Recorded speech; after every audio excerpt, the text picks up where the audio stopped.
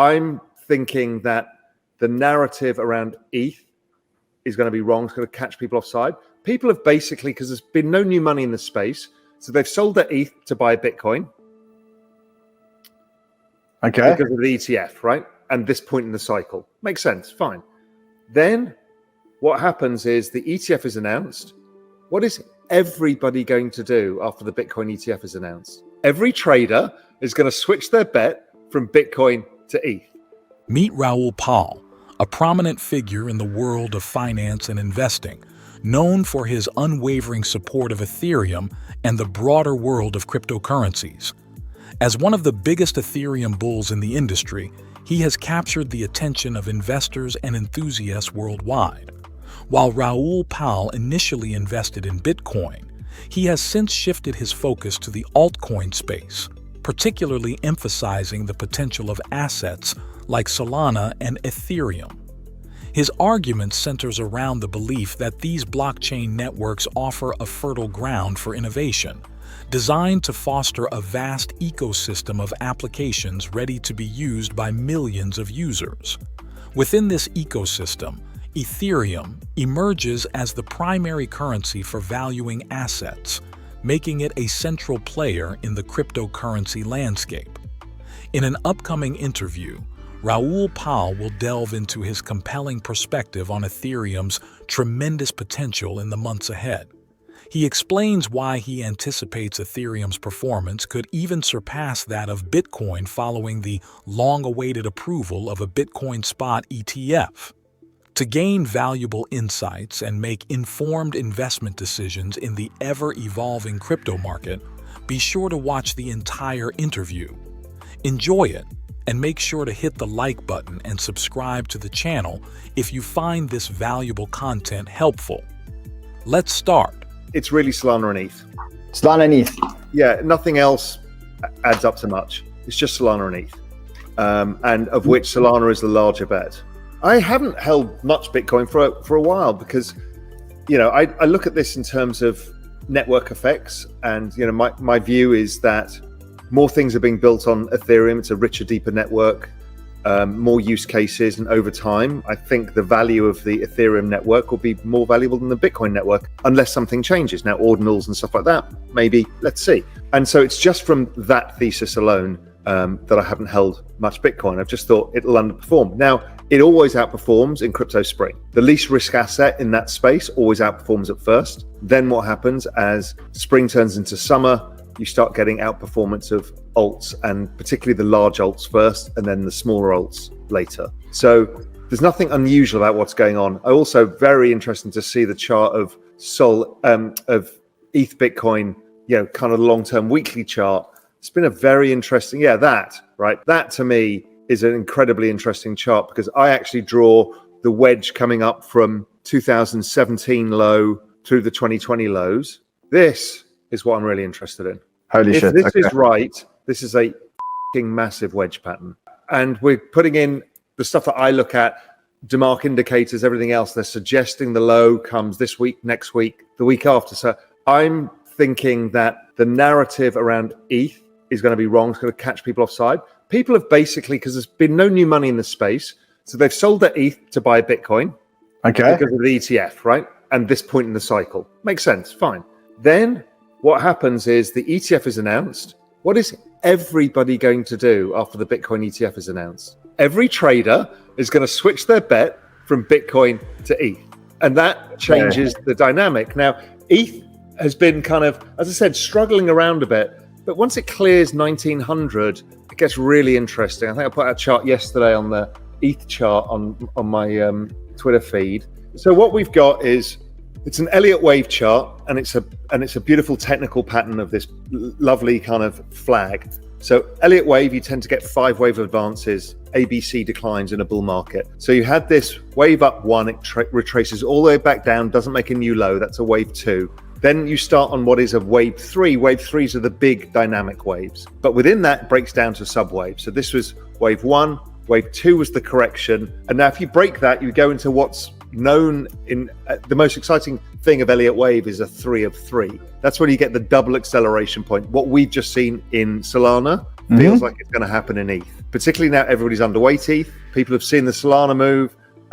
Let's say the Bitcoin ETF comes. You break that trend line, which is about 1900, and before you know it, you're on your way to 2,500 and beyond. This is the tweet to which Raoul Pal is referring, a screenshot of the Ethereum chart that he himself posted on his Twitter account, describing it as an extremely gorgeous chart. In it, we can observe an almost completed Elliott wave pattern. Elliott wave theory is a method of analyzing financial market cycles and forecasting price movements. In this context, the completion of the pattern suggests a potential upward price surge, often referred to as an upward wave 3. We are currently approaching the final phase of this pattern, which could potentially lead to substantial gains for Ethereum investors. The completion of the pattern indicates a strong bullish momentum, and if Ethereum follows this pattern, it has the potential to reach $3,000 per coin, or even surpass this level by a significant margin. This could represent a remarkable opportunity for Ethereum investors to capitalize on the expected price surge and potentially achieve substantial profits. Setting that aside, during the same interview, Raoul Pal discussed his stance on the current financial market, liquidity, and shared his opinion on the statement made by Larry Fink, the CEO of BlackRock, on national television. Fink stated that Bitcoin is a flight to quality asset. This statement implies that in times of economic uncertainty or market turbulence, investors turn to Bitcoin as a safe haven asset, much like traditional flight to quality assets such as gold or government bonds. Raoul Pal's take on this statement and its implications for the cryptocurrency market. Let's hear what he has to say about this. Around the time Larry was saying what he said, the markets were starting to figure out that the real problem was this excess supply issuance of bonds, and that inflation wasn't going up, but bond yields kept rising. And it was that moment that gold and crypto picked up very quickly, is that the more bond yields go up, the more they started going up. That correlation changed. And that correlation was driven by the fact, I think, that the market knew if bond yields are going to go up like this, the Fed or the government or somebody's going to intervene. So you get closer to the cowbell, the stimulus, somebody's going to do something. So I think that was a really big factor in it, and things started taking off. It's like, okay, if this bond market's going to get out of control, then you need to hide somewhere. And also, the banks had started going down again as well, if you remember. Yeah, October 16th, like the banks had this little peak and then started dropping like a stone.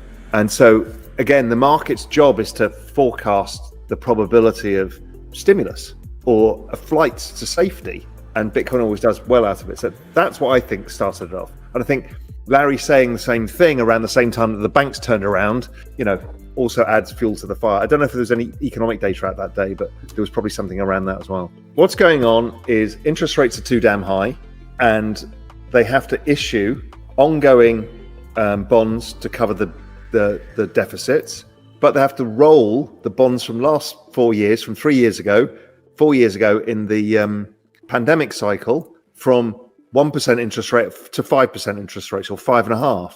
And the problem is, to do that, you have to issue yet more bonds to pay for that. So we're just getting awash with issuance. And this has been my argument about the everything code, is that there is no way governments can issue bonds at 5% interest when you're 100% of GDP in debt, because there's not enough economic growth to cover it. So the central bank has to buy it.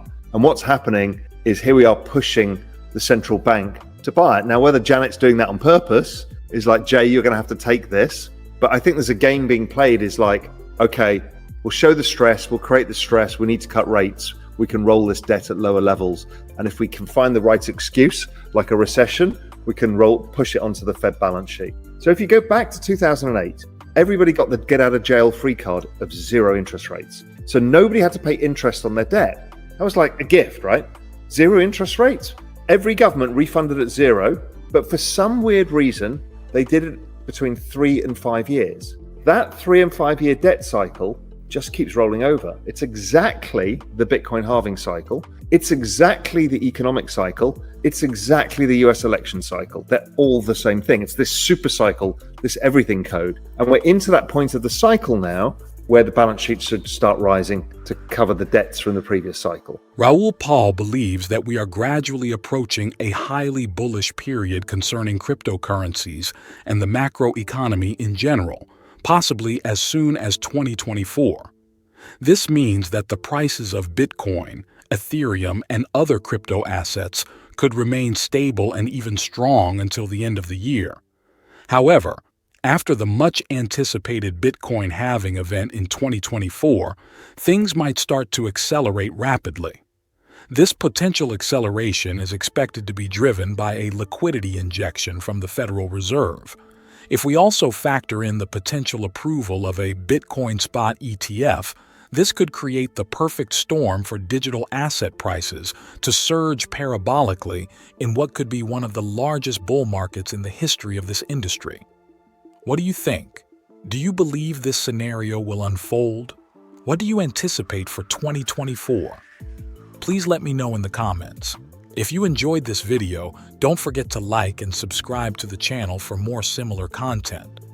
We are Wealth Wizards, and we wish you an excellent day. Goodbye.